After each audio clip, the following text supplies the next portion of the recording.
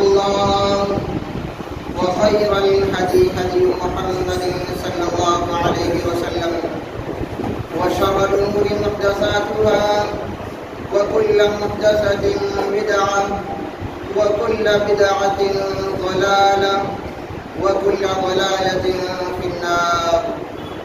أعوذ بالله من الشيطان الرجيم. بسم الله الرحمن الرحيم. إن الله لا يغير ما بقوم حتى يغيروا ما بأنفسهم. وقال الله تعالى في موضع آخر: ولنذيقنهم من العذاب الأدنى دون العذاب الأكبر لعلهم يرجعون.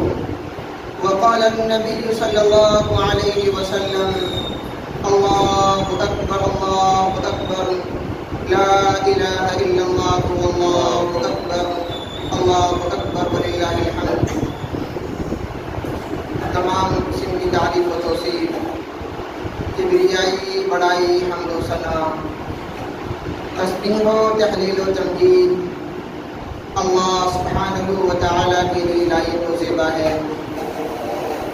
بشبہ درود و سلام ہوں تمام انبیاء علیہ الصلوۃ والسلام پر عموماً اور خصوصاً جناب محمد رسول اللہ صلی اللہ علیہ وآلہ وسلم کی ذات گرامی پر.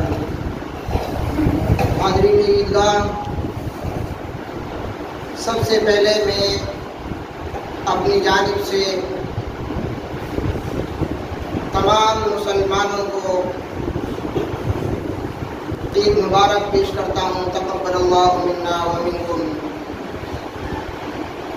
حاضرین،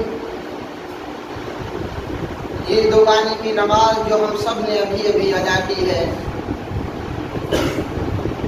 یہ مکمل نماز اللہ رب العالمین کی آواز کو بلند کرنے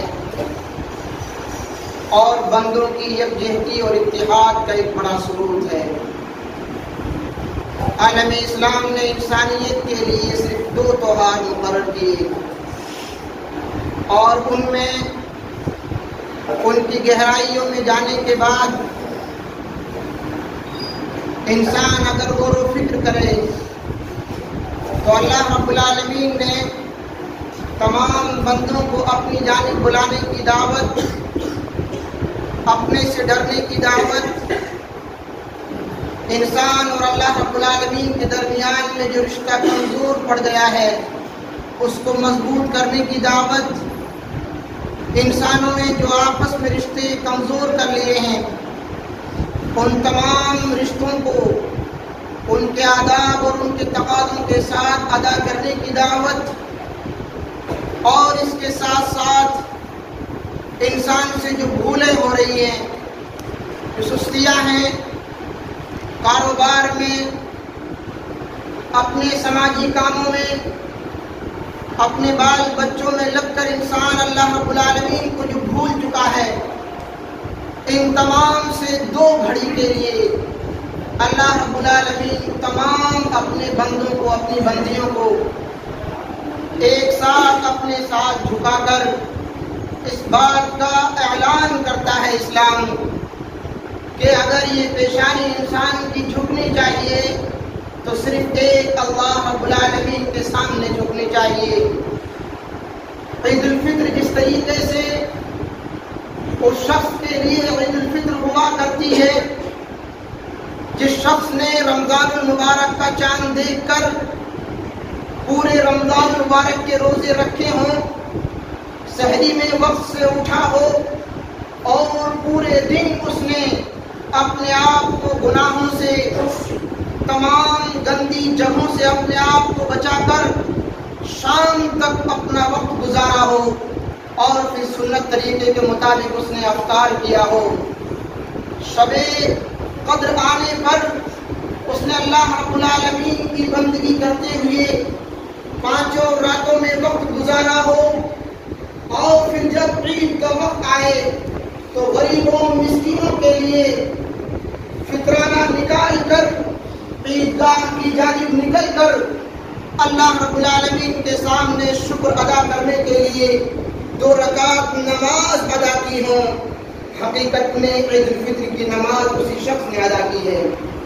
اسی طریقے سے عید الاضحیٰ کی نماز بھی اسی شخص کی نماز ہے جس نے ذی الحجہ کا چاند دیکھنے کے بعد اپنی گلی میں اپنی گھر کے اندر تکبیرات کو بلند کیا اور قربانی کی نیت کے ساتھ ساتھ اپنے ان تمام کاموں کو ادا کیا، ناخن کاٹنے سے لے کر بال کاٹنے سے لے کر ان تمام کاموں کو ادا کیا جن کو صحابہ کرام ادا کیا کرتے تھے۔ اور روزہ رکھنے کی اگر اسے طاقت رہی تو اس نے ان 9 دنوں کا روزہ رکھا، اور اگر اسے طاقت نہ رہی تو کم از کم اس نے 9 ذی الحجہ یوم عرفہ کا روزہ رکھ کر آج کے دن اللہ رب العالمین کے سامنے 2 رکعت نماز ادا کر کے شکرانے کے طور پر اپنی بندگی کا ایک بڑا ثبوت پیش کیا ہے۔ حقیقت میں عید الاضحیٰ کی نماز اسی شخص کی نماز ہے۔ ہم اور آپ اس دن جد امجد ابو الانبیاء انبیاء علیہ السلام کے والد محترم سیدنا ابراہیم علیہ السلام کی زندگی کے پہلوؤں کو یاد کرتے ہیں، لیکن ہم یہ بھول جاتے ہیں کہ ان کی زندگی کے اندر جو آخری پہلو جس کے اوپر قربانی کا ایک عظیم طریقہ، ایک عظیم سنت مرتب کی گئی، اس میں صرف جانور کو قربان کر دینا ہی نہیں تھا، بلکہ اس سے پہلے کا جو عمل ہے قرآن مجید نے جو بیان کیا ہے وہ یہ بیان کیا ہے کہ جب والد محترم نے سیدنا ابراہیم علیہ السلام نے اپنے بیٹے کے سامنے اپنے خواب کا ذکر کیا اپنے رب کے نام کے واسطے کے ساتھ، تو بیٹے نے بغیر بلا چوچرا کے لبیک کہہ دیا۔ دین کے نام پر لبیک کہنا اور دین کے نام پر اپنے بیٹے تک کی جان کی پرواہ نہ کرنا، یہ سبق اور اس عمل کی آج بے حد ضرورت ہے۔ دین اسلام کو جس طریقے سے مٹانے کی کوششیں کی جا رہی ہیں، خود مسلمانوں کے ادھیکاروں کو جس طریقے سے نیست و نابود کرنے کی باتیں کی جا رہی ہیں، جس طریقے سے مسلمانوں اور عالم اسلام پر دین کی بنیادوں کو اچھال کر ان کے اوپر الزامات لگائے جاتے ہیں، قربانی سے لے کر نماز اور اذان تک کی باتوں کو اچھال کر، مسجد اور خانہ کعبہ کی باتوں کو اچھال کر جس طریقے سے مسلمانوں کو ذلیل و رسوا کرنے کی کوشش کی جاتی ہے، رب العالمین نے قرآن حکیم میں بیان فرمایا ان اللہ لا یغیر ما بقوم حتی یغیروا ما بانفسہم۔ اللہ رب العالمین کسی قوم کی حالت کو اس وقت تک نہیں بدلتا جب تک کہ وہ قوم خود آگے بڑھ کر اپنی حالت بدلنے کے لیے تیار نہ ہو جائے۔ حالت بدلنا صرف ایک دن میں یہ نہیں ہے کہ ہم قربانی کا جانور خرید کر لے آئیں، حالت بدلنا یہ نہیں ہے کہ ہم ایک دن کے لیے اپنی دکانوں کو اپنے کاروبار کو بند کر دیں، حالت بدلنا یہ نہیں ہے کہ ہم ایک دن کے لیے 2 گانے کی نماز ادا کرنے کے لیے عیدگاہ پہنچ جائیں، بلکہ حالت بدلنا یہ ہے کہ اللہ کی زمین پر صرف اللہ سے ڈرا جائے، اللہ کی زمین پر صرف اللہ کے حکم کو نافذ کرنے کی باتیں کی جائیں، اور یہ باتیں صرف قرآن حکیم کی زبانی نہیں بلکہ ہم جس ملک کے اندر رہتے ہیں اس کے سنویدھان کا پہلا پیج ہمیں نہ صرف عبادت کرنے کا، نہ صرف ہمیں اپنے عقیدے کا اظہار کرنے کا، نہ صرف ہمیں آزادی کے ساتھ اپنی اذان، اپنی نماز، اپنی قربانی ادا کرنے کا حق دیتا ہے، بلکہ مکمل اسلامی طور طریقے کے ساتھ جینے کا مکمل ادھیکار ہمیں عطا کرتا ہے۔ یہ ہمارے ملک کے قانون کا پہلا پیج ہے جس کی 4 مول دھارائیں ہیں، ان میں سے اگر ایک دھارے کو آپ پڑھ کر دیکھیں گے اس میں تفصیل سے اس بات کا ذکر کیا گیا ہے کہ یہاں کے ہر ناگرک کو اس کی مذہبی آزادی کے ساتھ اس کو اس کے عقیدے کی آزادی، اس کی عبادت کی آزادی، اور ان تمام طور طریقوں میں جہاں جہاں اسے رکاوٹ آئے گی اسے مکمل طور پر دیش اور پردیش کی جانب سے اسے سپورٹ عطا کی جائے گی۔ آج جو ہم دوگانے کی نماز ادا کر رہے ہیں یہ اللہ رب العالمین کا حکم ہے، اور اس حکم کے ساتھ ساتھ ہمارے دیش کے سنویدھان نے ہمیں یہ طاقت عطا کی ہے کہ ہم اس سنویدھان کے مطابق اپنے اسلام کے ہر قانون کو، ہر رکن کو، ہر حصے کو اپنے مذہب کے دائرے میں مکمل طور پر ادا کر سکیں۔ ہمیں یہ اپنا ادھیکار معلوم ہونا چاہیے۔ اسی سلسلے میں اللہ رب العالمین نے اس بات کا بھی ذکر کیا ہے قرآن حکیم کے اندر، وَلَنُذِيقَنَّهُم مِّنَ الْعَذَابِ الْأَدْنَىٰ دُونَ الْعَذَابِ الْأَكْبَرِ لَعَلَّهُمْ يَرْجِعُونَ۔ ہم لوگوں کو اس دنیاوی زندگی کو عطا کرنے کے بعد جہاں ہم ان سے عبادت کے تعلق سے سوال کریں گے، پیارے حبیب جناب محمد رسول اللہ صلی اللہ علیہ وسلم کی زندگی کے مطابق زندگی گزارنے کے تعلق سے سوال کریں گے، جہاں ان تمام سوالات کو ان سے پوچھا جائے گا، مال کے بارے میں، اولاد کے بارے میں، گھر کے بارے میں، ان تمام کے ساتھ ساتھ وَلَنُذِيقَنَّهُم مِّنَ الْعَذَابِ الْأَدْنَىٰ۔ اگر ہمارے اصولوں کے مطابق ہماری زمین پر صحیح انداز میں زندگی نہیں گزاری گئی، وَلَنُذِيقَنَّهُم مِّنَ الْعَذَابِ الْأَدْنَىٰ دُونَ الْعَذَابِ الْأَكْبَرِ، ہم ضرور بھی ضرور انہیں بڑے عذاب سے پہلے، قیامت کے دن سے پہلے چھوٹے عذابوں میں مبتلا کریں گے۔ اور چھوٹے عذابوں کی شروعات ہم اور آپ کے سامنے بکھری پڑی ہے۔ انسان جب ذلیل و رسوا ہونے لگے، انسان جب اپنے حق اور ادھیکار کے لیے لڑائی لڑنے لگے، اور جب انسان کے اس کے حقوق اسے نہ مل پائے اور وہ اپنی پیشانی کو صحیح انداز میں اپنے پالنے والے کے سامنے جھکا نہ پائے، تو انسان کو سوچ لینا چاہیے کہ وہ غلامی کی مکمل زنجیروں میں جکڑ چکا ہے۔ لہذا انسانوں کو ہوش کے لاحول لینے کی ضرورت ہے، اپنے حقوق کو جاننے کی ضرورت ہے، اور اس سے پہلے کہ اللہ رب العالمین کا عذاب اور سخت ہو جائے قیامت سے پہلے، اس سے پہلے کہ اور زمین ہمارے اوپر تنگ کر دی جائے، اس سے پہلے کہ ہمارے اوپر اور کیچڑ اچھالی جائے، ہمارے ہی حقوق اور ہمارے ہی ان باتوں کو جن کو ہمیں جاننا چاہیے تھا دوسرا آدمی انہیں بیان کرتا ہے، جن قرآن مجید کی آیات کو ہمیں سمجھنا چاہیے تھا دوسرا آدمی بھری مجلس میں ان کا حوالہ دے کر مسلمانوں سے بات کرتا ہے۔ افسوس کا مقام ہے۔ قربانی کے تعلق سے کس کس انداز کی باتیں پیش کی جاتی ہیں، اور سیکولر بہت سارے مسلم اس انداز میں بھی ہمارے بھائی باتیں کرتے ہیں کہ ان تمام قربانی کی، ان تمام جانوروں کی قربانی کو ختم کر کے اسپتالوں کی جانب رخ کیا جائے، اسکولوں کی جانب رخ کیا جائے۔ ایسی باتیں کئی مرتبہ آتی ہیں۔ ہم عیدگاہ کے اس منچ سے اس بات کو سمجھا دینے کی کوشش کر رہے ہیں کہ ہر چیز کا ایک رشتہ ہوتا ہے۔ ایسا نہیں ہے اگر کسی چیز کی کسی وقت میں انسان کو اس کی ویلو کم نظر آ رہی ہے تو اسے ختم کر دیا جائے۔ ایسا نہیں ہے کہ اگر گھر کی زیادہ تر مال و دولت اگر ہمارے بوڑھے ماں باپ میں لگنے لگے تو کیا ہم ان کو سائڈ کر دیں؟ ایک رشتہ ہوتا ہے ہر چیز کا، اس رشتے کو نبھانے کے لیے اس کی حکمتوں کو جاننے کی ضرورت ہے، اس کے فوائد کی گہرائیوں میں جاننے کی ضرورت ہے۔ اور آپ اٹھا کر دیکھیں انڈین ایکسپریس کی نیوز، جس کے اندر یہ لکھا ہوا ہے کہ ہمارا یہ دیش افریقہ سے نیچے پہنچ چکا ہے، بھوکمری کے کگار پر ہے۔ 70% ایسے لوگ ہیں جن کو دوسرے وقت کا کھانا صحیح انداز میں نصیب نہیں ہو رہا ہے۔ ایسے ان گنت لوگ ہیں جو آئے دن بھوک کی وجہ سے مر رہے ہیں۔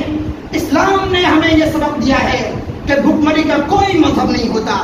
آج کوئی سیاسی نیتا اس بات کو بلند کر سکتا ہے، مگر یہ سب سے پہلے قربانی نے ہمیں سبق دیا کہ اس قربانی کا گوشت آپ تمام مذاہب کے لوگوں کے درمیان میں بانٹیں۔ ہر بھوکے تک اس کھانے کو پہنچائیں تاکہ وہ بھی پیٹ بھر کر کھا سکے. اور جو لوگ اس قربانی کے خلاف ہیں یا اپنی آوازیں بلند کرتے ہیں، مختصر اس بیان میں ان سے یہ کہنا چاہتا ہوں، آپ بھوک مری کے خلاف ہیں، آپ ان تمام غریب اور مظلوموں سے نفرت کرتے ہیں، آپ ان کے پیٹ سے سودا کر رہے ہیں. دین اسلام کے اوپر عمل کرتے ہوئے ان گنت کروڑوں مسلمان آج کے دن جو قربانی ادا کرتے ہیں، آپ ان مسلم ممالک کی طرف نظر اٹھا کر دیکھیے جہاں قربانیاں خوشحالی کے ساتھ میں کی جاتی ہیں، اور وہاں سے وہ گوشت اسی دن ان گنت گاڑیوں میں امپورٹ ایکسپورٹ کیا جاتا ہے، غریب ملکوں میں بھیجا جاتا ہے. ہزاروں پریوار کئی دن کا بھوجن پراپت کرتے ہیں. یہ قربانی کی دین ہے. ایک دوسرے کے دکھ درد میں شریک ہو جانا، ان باتوں کو ہمیں جاننے کی بے حد ضرورت ہے.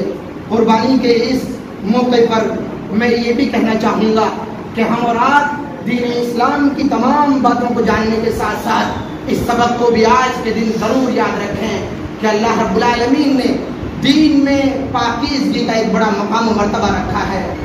پاکی اور صفائی آدھا ایمان ہے، لہذا وہ مومن نہیں ہو سکتا کہ اس کا پڑوسی اس کی گندگی سے تکلیف محسوس کرے. لہذا ہم قربانی کے جانور کو ذبح کریں، اس کے کسی بھی طریقے کے فضلات کو ہم ایسے ہی راستوں میں نہ ڈالیں، بلکہ اسے صحیح طریقے سے بند کر کر جہاں کوڑا دان ہے وہاں تک پہنچائیں. نالیاں آپ کی جام نہ ہو پائیں، کسی طریقے سے ہڈیاں آپ کے راستوں میں نہ گر پائیں. یہ گندگی کا سبب ہے، اور جو دوسرے لوگ ہیں ان کو یہ شوشہ ملتا ہے، اور ہمارا مذہب اسلام اس طریقے سے فتنہ والی چیزوں کو ابھارنے کا ہمیں موقع نہیں دیتا ہے. اسی طریقے سے عیدگاہ کی سنت کا بھی اس وقت خیال کریں کہ جس راستے سے آپ آئے ہیں اس راستے سے بدل کر آپ راستہ چینج کر کر جائیں اور گنگناتے ہوئے جائیں، اللہ اکبر لا الہ الا اللہ واللہ اکبر، اللہ اکبر وللہ الحمد. اللہ رب العالمین کا یہ کلمہ ہے، اللہ رب العالمین کی یہ آواز ہے جو ہمارا فریضہ ہے کہ ہمیں اللہ رب العالمین نے زندگی عطا کی ہے تو اس کی بندگی کے تعلق سے، اس کی کبریائی کے تعلق سے، اس کے رب ہونے کے تعلق سے جو رشتہ ہے ہمیں ایک دوسرے کو پہنچانا پڑے گا. ہم نے وہ نہیں پہنچایا ہے، اسی لیے اللہ رب العالمین ہم اور آپ سے ناراض ہے. جب اس رشتے کو ہم نبھائیں گے، مکمل طریقے سے دوسروں کو بتائیں گے تو دوسروں کی غلط فہمیاں دور ہوں گی اور اللہ رب العالمین ہم سے خوش ہوگا. یا ایھا الناس اعبدوا ربکم الذی خلقکم والذین من قبلکم لعلکم تتقون. اللہ رب العالمین نے جو دین کی عبادت اور دعوت و تبلیغ کا فریضہ ہر شخص کے اوپر عائد کیا ہے، فرض کیا ہے، اس کا حق ادا ہوگا. رب العالمین خوش ہوگا، اپنی رحمتیں اپنی برکتیں نازل فرمائے گا. اسی طریقے سے قربانی کے طور پر ہم ان تمام عالم اسلام کے مظلوموں کو نہیں بھول سکتے ہیں جن کے اوپر ان گنت طریقے سے ظلم کیا جا رہا ہے، یا ان تمام نوجوانوں کو جن کو بے گناہی پر الزام لگا کر ان کو پکڑ کر جیلوں کے اندر، جیلوں کی سلاخوں کے اندر ڈال دیا گیا ہے، یا ان تمام نوجوانوں کو، ان تمام بزرگ، ان تمام مہیلاؤں کے لیے ہم ان کو ہرگز نہیں بھول سکتے جو کئی مہینوں سے اپنے حق ادھیکار کے لیے روڈوں پر بیٹھے ہوئے ہیں.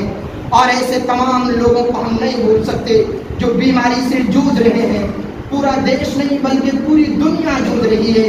ایسے وقت میں ہم شکرانے کی نماز کے وقت میں ایسی تمام چیزوں کو یاد کرتے ہوئے اپنے پروردگار سے دعا کرتے ہیں.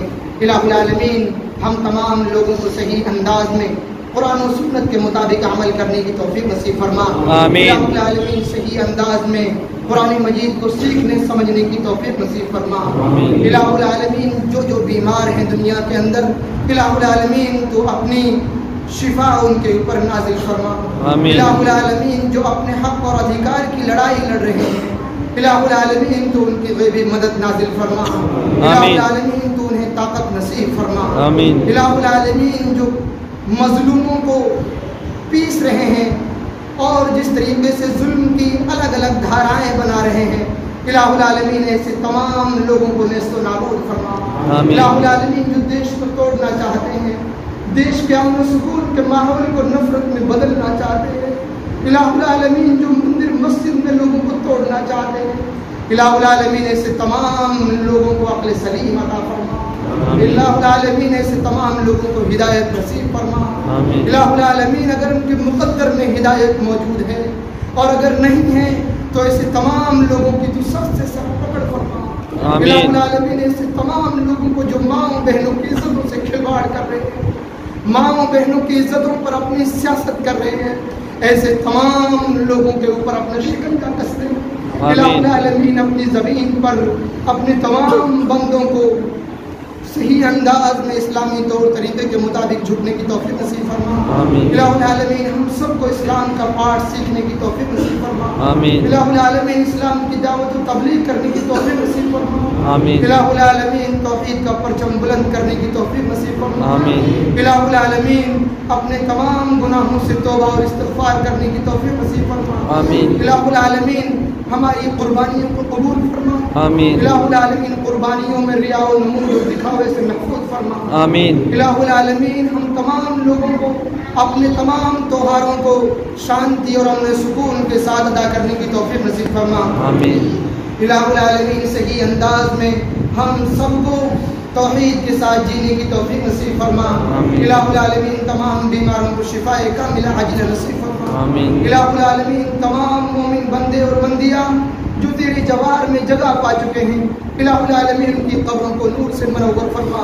الہ العالمین قرآن مجید کی حفاظت کرنے کی طاقت اور ہمت نصیب فرما. الہ العالمین مساجد کی حفاظت کرنے کی توفیق نصیب فرما. الہ العالمین اپنے سماج میں اپنی ماں اور بہنوں اور اپنے بچوں کی حفاظت کے لیے ہم سب کو کھڑے ہو کر کام کرنے کی توفیق نصیب فرما. الہ العالمین جب تک ہم اس دنیا کے اندر زندہ رہیں اسلام پر ہم سب کو زندہ رکھ. جب ہمیں اپنے پاس بلا تو ہماری زبانوں پر کلمہ طیبہ لا الہ الا اللہ محمد رسول اللہ کے کلمات ہوں. وصلی اللہ تعالی علی خیر خلقہ محمد وآلہ وصحبہ اجمعین برحمتک یا ارحم الراحمین.